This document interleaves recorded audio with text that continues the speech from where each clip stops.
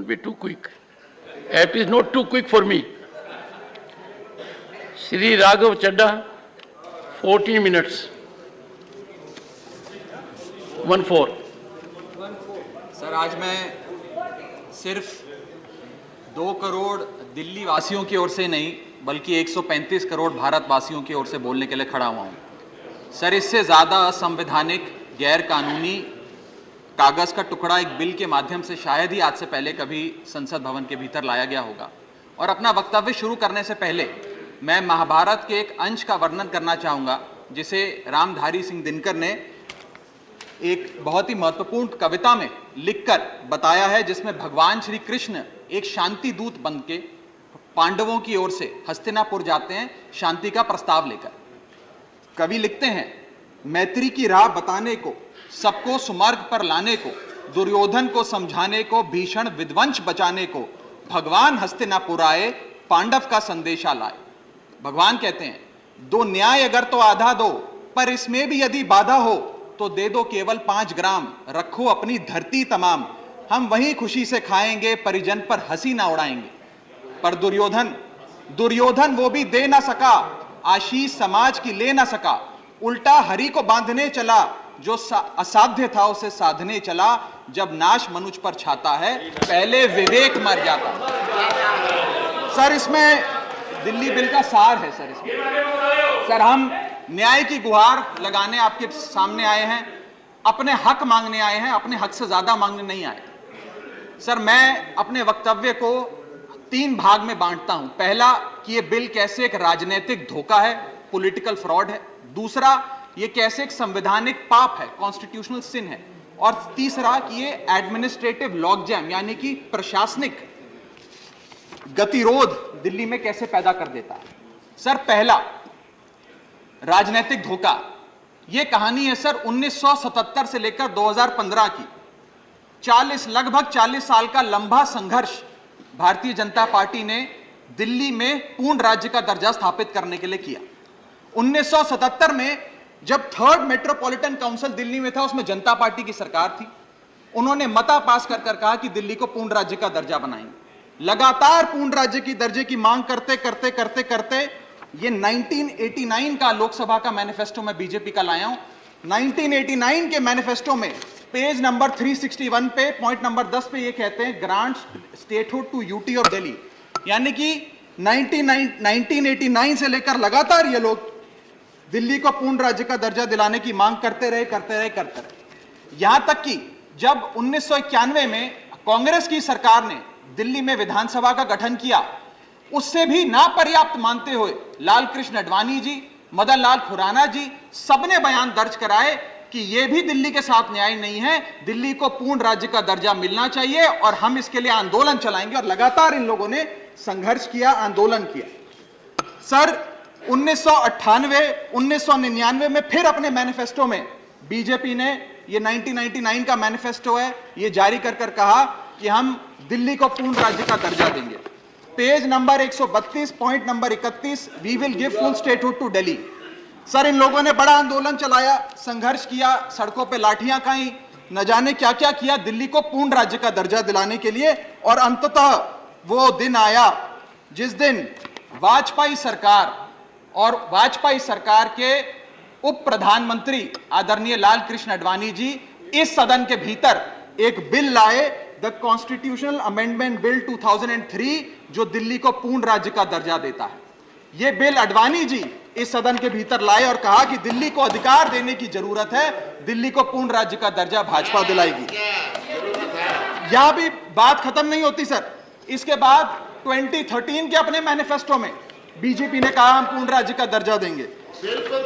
इनकी जून 2013 में national executive की मीटिंग हुई, उसमें मता पास कर कहा हम दिल्ली को पूर्ण राज्य का दर्जा देंगे।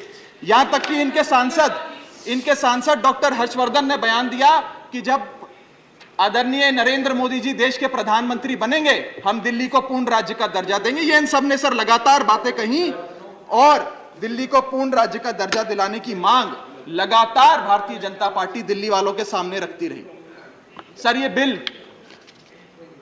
सिर्फ संविधान का और लोकतंत्र का अपमान नहीं है, ये बिल लालकृष्ण आडवाणी जी का, अटल बिहारी वाजपेयी जी का, मदन लाल खुराना जी का, सुषमा स्वराज जी का, अरुण जेटली जी का, सबका अपमान करने का और उनके 40 साल के संघर्ष को मिट्टी में मिलाने का काम करता है। सर,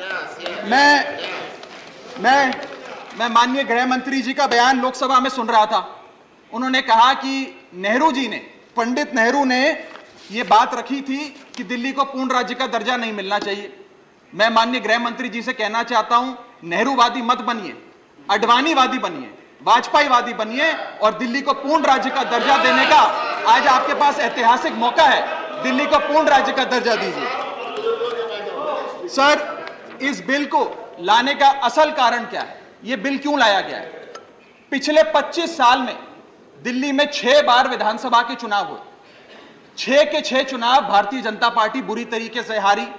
यहां तक कि 2015 और 20 में आजाद भारत के इतिहास की सबसे बड़े जनादेश की सरकार अरविंद केजरीवाल ने दिल्ली में बनाई।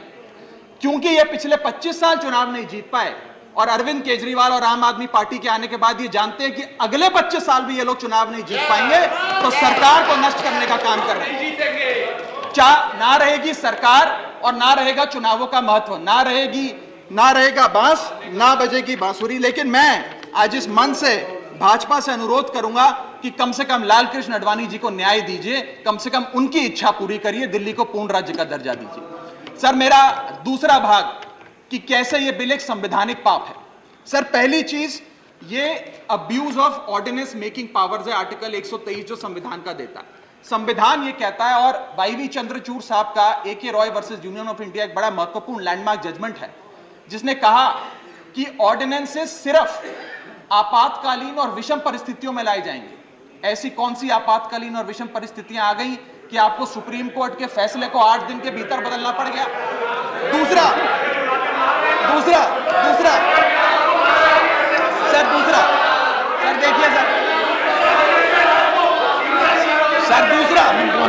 सुप्रीम कोर्ट की दूसरा बिंदु, यह सुप्रीम कोर्ट का अपमान है।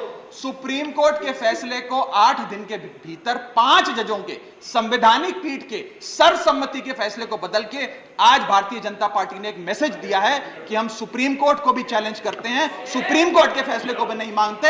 आपको जो ऑर्डर जारी करना है करो, हम चंद दिनों के अंदर ऑर्डिनेंस लाकर उस फैसले को बदल देंगे। They have challenge the majesty of the honourable supreme court. Sir, और मैं आपको ये कहना चाहता हूं कि आजकल जो ऑर्डिनेंस लाने की जो एक फेटिश इस सरकार ने देखी, चाहे वो लैंड एक्विजिशन बिल हो, चाहे वो फार्म बिल हो, चाहे ईडी के डायरेक्टर का एक्सटेंशन हो, जो ये सारी चीजें ऑर्डिनेंसेस के माध्यम से इन्होंने करी थी, इस बिल का हश्र भी वही होगा जो सारे पुराने बिलों का हुआ था। सर, थर्ड बिंदु कि कैसे ये बिल संघीय ढांचे को एरोड करता है। हमारा भारत का संविधान और सुप्रीम कोर्ट का 2023 का 2018 का संवैधानिक पीठ का फैसला कहता है कि दिल्ली के पास एक यूनिक फेडरल आइडेंटिटी है, यूनिक कॉन्स्टिट्यूशनल आइडेंटिटी है, और भारत का संविधान जो हमें संघीय ढांचा देता है, जो शक्तियां देता है, उन शक्तियों को एनक्रोच करने का काम यह सरकार करती है, हमसे अफसरशाही और तमाम शक्तियां छीनकर। मैं आपको सुप्रीम कोर्ट का वो एक वाक्य पढ़ के सुनाना चाहूंगा। The majority in the 2018 constitutional जज bench held that while the NCT of Delhi could not be accorded with the status of a state, the concept of federalism is applicable to Delhi. हम पूर्ण राज्य नहीं है, लेकिन फिर भी राज्य का दर्जा एक संघीय ढांचे के परिप्रेक्ष्य में दिल्ली को मिलता है। उसके बाद सर, इन लोगों ने तो कमाल ही कर दिया। आज बिना संवैधानिक संशोधन लाए संविधान को बदल दिया, मात्र एक एक्ट ऑफ पार्लियामेंट से, जो आज तक शायद भारत के इतिहास में कभी नहीं हुआ। सर, इसके बाद यह बिल पार्लियामेंट्री अंडरमाइन करता है प्रिंसिपल्स ऑफ कलेक्टिव रिस्पांसिबिलिटी को। भारत का संविधान कहता है सर कि परमानेंट एग्जीक्यूटिव और पॉलिटिकल एग्जीक्यूटिव मिलके लेजिस्लेचर के प्रति जवाबदेही होंगे। ये प्रिंसिपल ऑफ कलेक्टिव रिस्पांसिबिलिटी है।